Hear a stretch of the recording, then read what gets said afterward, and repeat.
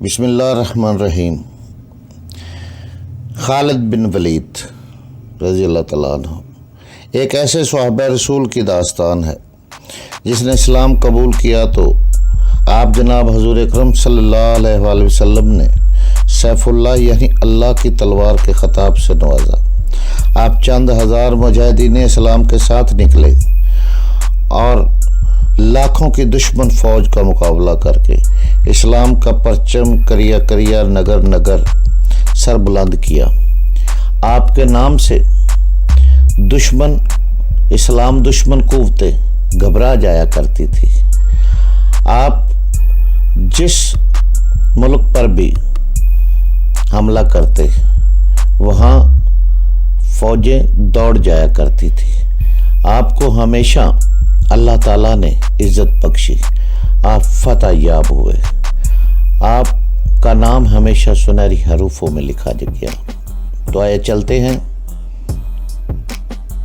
خالد بن ولید کی کہانی کی طرف۔ یہ ناول، یہ داستان ایمان فروز ہے۔ تو آئے چلیں۔ خالد بن ولید رضی اللہ عنہ، قسط نمبر 133 133۔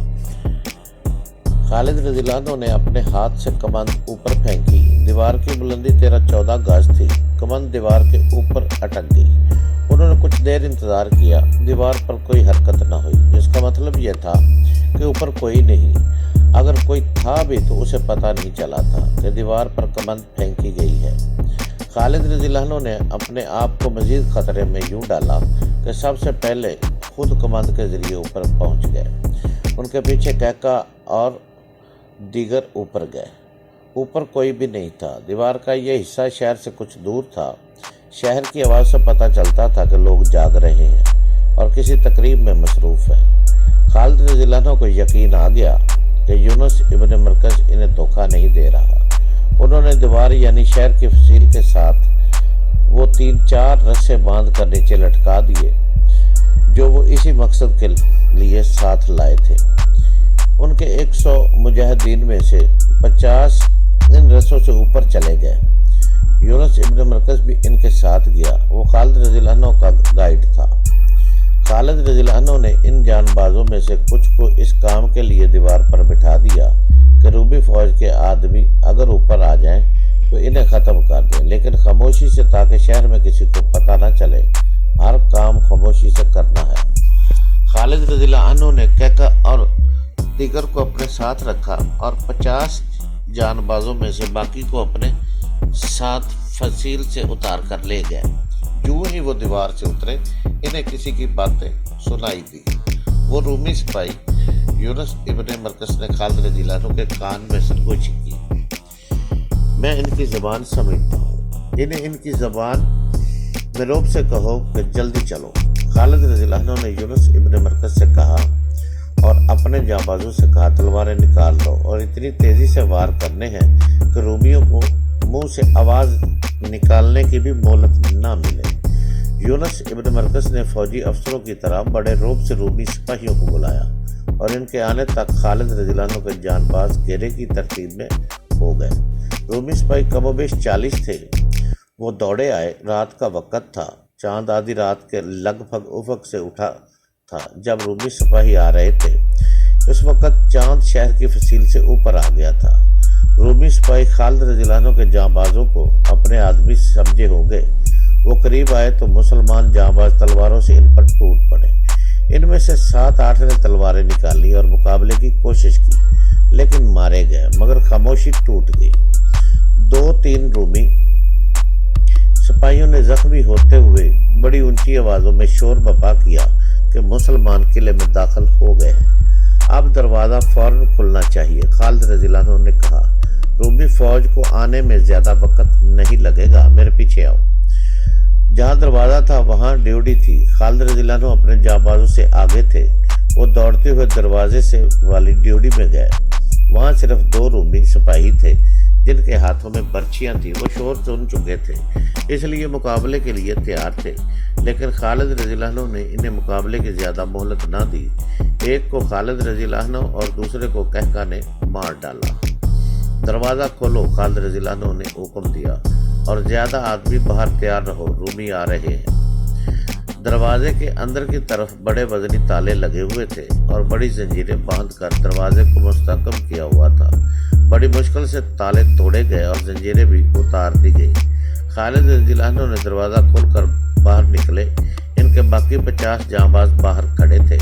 خالد رضی اللہ عنہ نے انہیں اندر بلایا اور کہا کہ وہ دروازے کے باہر پھیل کر مقابلے کے لیے تیار رہے۔ رومی فوج آ رہی ہے۔ اس کے ساتھ ہی اس دروازے کے سامنے جو دستے تھے انہیں خالد رضی اللہ عنہ نے تیاری کا حکم دے آئے تھے، اور یہ بھی حکم کہ دروازہ کھلتے ہی طوفان کی طرح اندر داخل ہو جائے۔ دروازہ کھلتے ہی یہ دستے طوفان کی طرح دروازے میں داخل ہونے لگے۔ چاند اب اور اوپر آ گیا تھا۔ اپنے پرائے کی پہچان میں سہولت پیدا ہو گئی تھی۔ ادھر سے رومی فوج کا ایک دستہ باب مشرق کی طرف آ رہا تھا۔ یہ مسلمانوں کی طوفانی لپیٹ میں آ گیا اور ذرا ہی دیر میں یہ دستہ لاشوں میں تبدیل ہو گیا۔ دمشق کی تمام تر رومی فوج فصیل کی طرف دوڑی اور جن دستوں کو جن دروازوں کی ذمہ داری دی گئی تھی وہ تقسیم ہو کر ان دروازوں کے سامنے چلے گئے۔ سارے شہر میں بھگدڑ مچ گئی۔ شہری پہلے ہی ڈرے ہوئے تھے، وہ بھاگ نہیں سکتے تھے۔ دروازے بند تھے، وہ اپنی قیمتی چیزیں ادھر سے ادھر چھپا رہے تھے۔ عورتوں کا یہ عالم تھا کہ چیختی چلاتی تھی، ہمارے آدمی بے غیرت ہیں۔ عورتوں کی چیخ نما آوازیں سنائی دینے لگی، ہمارے آدمی ہمیں مسلمانوں سے نہیں بچا سکتے، ہمارے آدمی بزدل ہیں، اپنی جانیں بچاتے پھرتے ہیں۔ عورتوں کی طعنہ زنی نے دمشق کے جوانوں کو گرما دیا۔ وہ تلواریں اور برچیاں لے کر نکل آئے۔ اس طرح رومی فوج کو سہارا مل گیا، لیکن خالد رضی اللہ عنہ کے دستے رومیوں پر حاوی ہو چکے تھے۔ مسلمان معاشرے سے تنگ آئے ہوئے تھے۔ وہ دمشق کو فتح کرنے کے لیے قہر اور غضب سے لڑ رہے تھے۔ تقریباً تمام مورخوں نے لکھا ہے کہ خالد رضی اللہ عنہ نے ایسا دانستہ طور پر کیا تھا، یا ان کے پاس اتنا وقت نہیں تھا کہ انہوں نے دوسرے دروازوں پر جو سالار متعین کیے تھے انہیں نہ بتایا کہ آج رات وہ کیا کرنے والے ہیں۔ خالد رضی اللہ عنہ نے ابو عبیدہ رضی اللہ عنہ تک کو اطلاع نہ دی کہ وہ بہت بڑا خطرہ مول رہے ہیں۔ کسی بھی تاریخ میں اس کا سوال کا جواب نہیں ملتا کہ خالد رضی اللہ عنہ نے ایسی غلطی کیوں کی تھی۔ ابو عبیدہ رضی اللہ عنہ وہاں سے بہت دور تھے۔ انہوں نے شہر میں شور سنا تو کہنے لگے، رومیوں نے کسی دروازے سے باہر جا کر اس دروازے والے مسلمان دستوں پر حملہ کیا ہے۔ رومی ایسے حملے پہلے بھی کر چکے تھے۔ دوسرے دروازوں والے مسلمان سالار بھی غلط فہمی میں رہے۔ خالد رضی اللہ عنہ شہر کے اندر اتنے الجھ گئے تھے کہ دوسرے سالاروں کو اندر نہ بلا سکے۔ انہوں نے شاید یہ بھی سوچا ہوگا کہ دوسرے سالار دروازوں کے باہر اپنے دستوں کو تیار رکھیں تاکہ رومی فوج کسی دروازے سے بھاگ نہ سکے۔ یہ بھی ذہن میں رکھے کہ مسلمان دستے شہر کی فصیل اور دروازوں کے قریب نہیں تھے، وہ فصیل سے کم از کم ایک میل دور تھے۔ قریب ہو کر وہ تیروں کی زد میں آتے تھے، اتنی دور سے وہ شہر کے اندر کا شور اچھی طرح نہیں سن سکتے تھے۔ توبہ کو جب اطلاع ملی کہ مسلمان شہر میں داخل ہو گئے تو اس نے اپنے مشیروں کو بلایا۔ کون کون سے دروازے سے مسلمان اندر آئے ہیں؟ توبہ نے پوچھا۔ صرف ایک دروازے سے، اسے کسی نے جواب دیا، مشرقی دروازے سے، باقی سب دروازے بند ہیں۔ شرقی دروازے سے کیا کسی نے فصیل پر جا کر دیکھا ہے؟ توبہ نے پوچھا۔ کیا مسلمانوں کی باقی فوج بھی قریب آ گئی ہے؟ دیکھا ہے، اسے جواب ملا۔ ان کے باقی دستے جہاں پہلے تھے وہی ہیں۔ باب جابیہ کو بھی دیکھا ہے؟ توبہ نے پوچھا۔ کیا ابو عبیدہ رضی اللہ عنہ کے دستے بھی آگے نہیں آئے؟ نہیں، اسے بتایا گیا، وہ دستے بھی آگے نہیں آئے، یہ صرف ان کے سپہ سالار خالد رضی اللہ عنہ بن ابن ولید کے دستے ہیں۔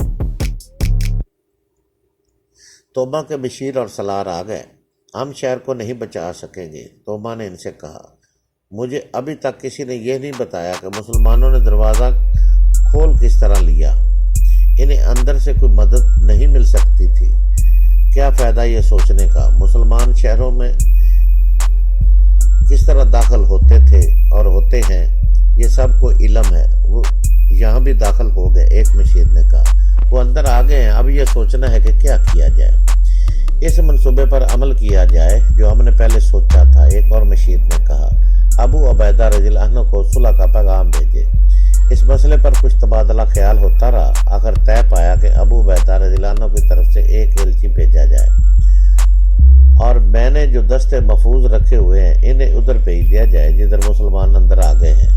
توما نے حکم دیا انہیں میرا پیغام دیا جائے کہ دمشق شہر کی نہیں بلکہ سلطنت روم کی آبرو اور ان کے ہاتھ میں ہے. وہ جانیں قربان کر دیں اور مسلمانوں کے سالار ابن ولید کو زندہ یا مردہ میرے پاس لے کر آئیں. نری سمت اور ابو سعید واقدی اور تبری نے لکھا ہے کہ توما ذہنی طور پر ہتھیار ڈال چکا تھا. وہ اپنے محفوظہ کے دستوں کو اس لیے شہر کی لڑائی میں جھونک رہا تھا کہ خالد رضی اللہ عنہ کو اپنے فریب کا راز اور نہ منصوبے کی کامیابی کا علم نہ ہو سکے. اس کے یہودی اور عیسائی مشیر معمولی دماغوں کے آدمی نہیں تھے. رات گزرتی جا رہی تھی اور شہر کے اندر کی لڑائی بڑھتی جا رہی تھی. اب گلیوں میں لڑائی ہو رہی تھی.